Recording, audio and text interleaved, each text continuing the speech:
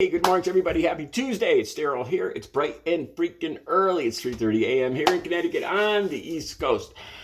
First thing I want to say for this video, I am making this video because I am a recovering addict, and this is to encourage other people to get into recovery, to help with fighting drug addiction, to help fighting the opioid epidemic, to help fighting fentanyl. That is my purpose. That is the purpose of this video.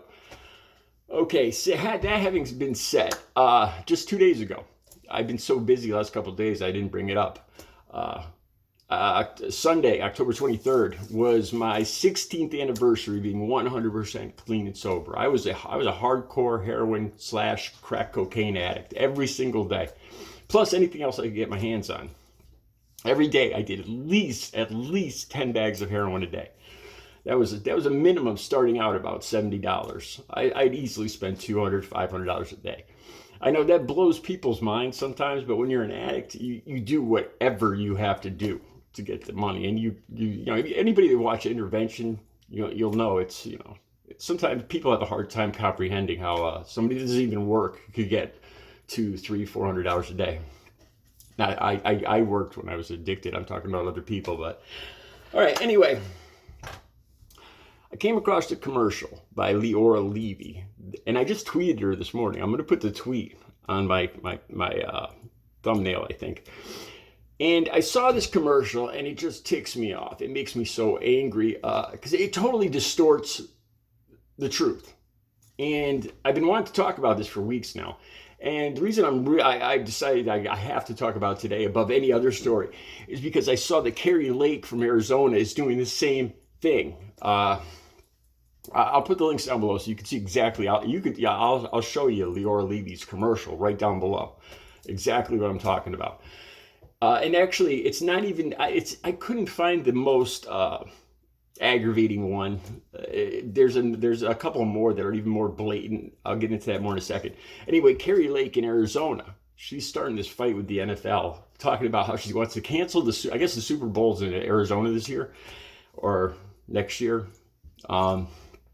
And she's talking about wanting to cancel it, because if she gets elected, because if they don't go along with her stance on immigration, illegal immigration. And I'm gonna have to say this word, fentanyl. This is what's been aggravating me. My personal story, the story that I know to be the truth. I'll have links down below to the Cato Institute and a whole mess of other links. Okay, the commercial here, both commercials for Carrie Lake and for a whole lot of other Trumpers and for Leora Levy, they start off showing these statistics about schools and children and this other stuff. And then they go on to the fentanyl epidemic and all that. And then it goes to Dick Blumenthal. Well, Dick Blumenthal has been giving money to illegal immigrants, stimulus checks, and I'll have more links down below. There's more lies down below about. She was saying that Dick Blumenthal is going to let illegal people that aren't citizens vote and all sort of stuff. And there's the Connecticut Mirror here in Connecticut caught her on a couple lies other than the fentanyl one. I want to talk about fentanyl, though. I don't know if this video probably won't get monetized, but I need to talk about this. All right. Most smuggling. First of all, it makes me angry because she's twisting the truth. She's making this false claim about fentanyl. She's insinuating about drugs pouring over the border and illegal immigrants, and Dick Blumenthal's okay, and he's giving these illegal immigrants money, and the fentanyl is coming in waves, and our children, oh my God, and it gives the wrong. You're fighting the wrong thing. First of all, you have to fight addiction. You have to get more beds. As long as there is a demand, there will be a supply. Plus it's taking the responsibility away from the people that are using it. You have to deal with the people here that are addicted, the people that have the danger of getting addicted, the families, and treat that. I spend easily $100,000 every year. And that's not much compared to most addicts. That's just one person. There's millions of addicts in this country. So with each addict that you manage to help into recovery, you're taking that much money away from smuggling into this country. Let's talk about smuggling into this country. I found this movie here, The Mule. I know it's just a movie, but it shows the real way that these drugs come into the country. The way Leora Levy and Carrie Lake, they insinuate with the illegal immigrants, it's flowing in over our borders and all this other stuff, and that's just not the truth. The truth is, Americans are bringing these drugs for Americans. Americans are smuggling it in for Americans. That's the truth. Like I said, the links will be down below. The Cato Institute has the most information. I'll have that link right down below. And it's just general fact. The U.S. Border and Customs and Border have the same information. 8 times as many American citizens have been caught smuggling as foreign immigrants. The numbers I saw down below, I think for 2021 were like 2,500 American citizens caught smuggling, as opposed to 300 something non-citizens. Well, 8 times as many. 80%, that's one of the numbers I saw down below, 80% of people caught smuggling into this country are U.S. citizens. You can't solve this problem by turning it into a political lie. And that's what I see them doing. Now, more than that, let me just talk briefly. I could go on for a couple hours here. Now, I started cocaine first. I started marijuana. I'm going to talk about this in another video. I'm going to talk about marijuana and the gateway drug, because it was my gateway drug. I started with marijuana. I moved to psychedelics like LSD, to cocaine. I was using crack cocaine by the time I was 21 and dealing. I didn't get to heroin. I didn't even get to heroin until I had back problems. Seriously, 100%. And you'll see the story. Watch Intervention, the show Intervention, and you'll see the story over and over and over and over and over. Sexual abuse plays a big part in this too. If you want to stop drugs coming to this country, if you want to fight addiction, take a close look at the connection to child abuse and what happens in childhood. I don't know. I'm not a psychologist, but if you watch, like I said, you watch the show Intervention, every single story has it's the same thing. Me, when I was in my I think I was 38. It was 1999.